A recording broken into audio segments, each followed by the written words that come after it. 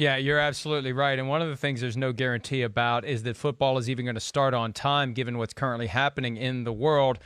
Free agency was affected, but not as much as I thought it would be. The draft clearly affected. It's not going to happen in Las Vegas. It'll happen in a TV studio somewhere, and I think it'll have the biggest ratings it will ever have had because it's the only oasis of actual or semi-actual sports over the next couple of months. But, Peter, I think the offseason programs won't happen. The question is, will training camp open on time, and what impact will that have on the season? And will the season even happen on time? A lot of open questions, and I hope the NFL is planning for all possible scenarios. Mike, let's take them one at a time. Let's forget about the off-season program. I can't see it happening, or maybe it happens in a very, very abbreviated way, say for the first 2 weeks of June. I don't know, but I can't see any group team activities at the absolute earliest before June 1st. But again, that's me just spitballing, being obsessed with this thing over the last couple of weeks. So then you start to think about, okay, training camp. Will that happen? I mean, probably now training camp happens without fans. Do you play the preseason games as normal? And are you even going to have, after watching, the spring breakers, and after watching some other elements of our society, there's a huge wedding the other night in a Brooklyn community that had like 500 people, and the police had to break it up. And so there's obviously, people are still getting used to the fact that you can't do group things anymore, and how much of a factor and how long it lasts. Mike, I don't think there's any guarantee at all that this season starts on time. I just don't. And I'm not trying to be an alarmist. I'm just trying to say, we'll see. And I think you can't make any solid predictions about the timing of things to happen in the future in this country. And if somebody would listen to that and say, oh, you're crazy. The football season is 6 months away. Look what happened in China. They got rid of it. They aren't even having any more coronavirus cases. Mike, they dragged infected family members away from each other. And, they kept them for 14 days without any contact with their families. Do we have the will in this country to do that? I don't think so. And so that's why, okay, in 3 months, it disappeared in China. 3 months, and I don't even know, disappeared is probably the wrong word. But in 3 months, they basically got a great handle on it in China. Do you seriously think in 3 months we'll have a great handle on this with what you've seen on the news the last few days? I don't. Yeah, and I have no problem with you being an alarmist, Peter. If there had been more alarmists several months ago, we wouldn't be in this mess right now where we're preparing for hospitals throughout the areas where the greatest concentration of infected individuals are residing are going to be overcome by the ill and not be able to properly care for everyone because there were no alarmists. There were no people who were seeing and understanding and connecting the dots between what was happening in China and what was inevitably going to happen here. And look, I've been thinking about all the things that could unfold. Peter, I don't know where the testing technology is going to be in September, but I could see a scenario where the NFL goes forward in empty stadiums with every player tested before every game. And if you're positive, you're yanked from the pool of players and you're put somewhere until you're free from the virus. If you're negative, you get to play in the game. And I could see the NFL moving heaven and earth to try to make that happen. And again, I don't know where the testing technology is going to be in September, but if we can get to the point where testing is automatic and easy and available, I could see that being the scenario where the NFL sacrifices the revenue that would come through the ticket office, but still makes the TV money by putting the games on TV, which would be wildly successful and have the highest ratings ever if we're still in this weird existence where we're staying indoors all the time. The one thing that I was just thinking about, and it echoes most of what you said, but just think now about if you had a debate between the two presidential candidates on television on a Wednesday night in September and let's say a Tuesday night in October. Let's say there's 2 debates. Well, I think we've all assumed under normal conditions that because TV ratings were down 8%, NFL TV ratings were down 8% in 2016 because everybody went crazy over the presidential election in 2016. And we've all assumed that 2020 would be the same. But now you are absolutely right. Even with the gigantic ratings that a couple of debates would engender, and all of the talk would engender about the presidential election, which I still think would happen regardless of the state of this disease. If it happens, Mike, if it happens in that way, I still think the NFL will get absurd ratings and get higher ratings than they had last year. Because all those people who said, I'm going to go take a long bike ride on Sunday, or I'm going to go do this on Sunday, or I'm going to the mall, or I'm going to go, go to the beach, with my friends. I mean, if you're in California, that's just, again, we can't see the future, but the future looks pretty cloudy to me. And on a cloudy, rainy day, what do people do? They stay in and watch TV.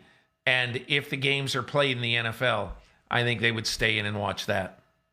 And, that also has to be considered within the context of the possibility that there are no games and the season is a wipeout. And I'm in the process of trying to get to the bottom of this. I've asked the league, I've asked the union. They haven't gotten back to me, which tells me I may be onto something here. What does the CBA say about the possibility of the NFL not playing its games this year? Do the players still get paid? And if they are required to be paid, even if the NFL doesn't play games, what does that do to some of the teams? Not all of them, but some of them. Do you have the liquidity to pay these guys if you're not getting your money? Do the networks still have to pay for games that aren't played? I mean, there's a lot of layers and levels to that as well. Remember back in 2011 when the lockout was looming, there were reports that the network still had to pay the league even if the games didn't get played. Is that part of it as well? There's a rabbit hole here that could get very dark and very precarious for the NFL if they don't play games this season. Mike, let's talk about one franchise in particular. Let's talk about the New York Giants. Okay? So the New York Giants, this is the 11th year of MetLife Stadium. And when they started the stadium, they offered 2 levels of people able to buy suites, okay? You could either buy them on a 10-year contract or you could buy it on a 5-year contract. So in any case, all of their suite, and I shouldn't say all, for all I know, maybe they've got some people who go year to year. I don't know. But the majority of their suite holders are up right now, okay? So that is revenue that John Mara, this is a family business, okay? So John Mara and Steve Tisch, they rely on that revenue to run this franchise, okay? And I'm not saying anybody should be holding a canned goods drive for the New York Giants. The only point I'm making is that in a normal year, the New York Giants right now would have money coming in. You saw this week that the Giants basically deferred their season ticket payments for the year till some months down the road now. Okay, so you've got that, and you've got the fact that I'm sure that people who have to pay, and whatever the number is, $100,000 to renew their suite for this year. I mean, somebody have the ability right now to write a check for $100,000 in this environment, in this climate, after the last 2 weeks? Again, I'm sure a lot of people do, but will people actually do that? And the one last thing I would say, what franchise in the NFL has the worst record in the league over the last 3 years? The New York Giants are in a bad place for this whole thing to be happening right now. That's a great point. And there are other teams that are owned by families, and that's all they do, or primarily what they do, like the Steelers, for example.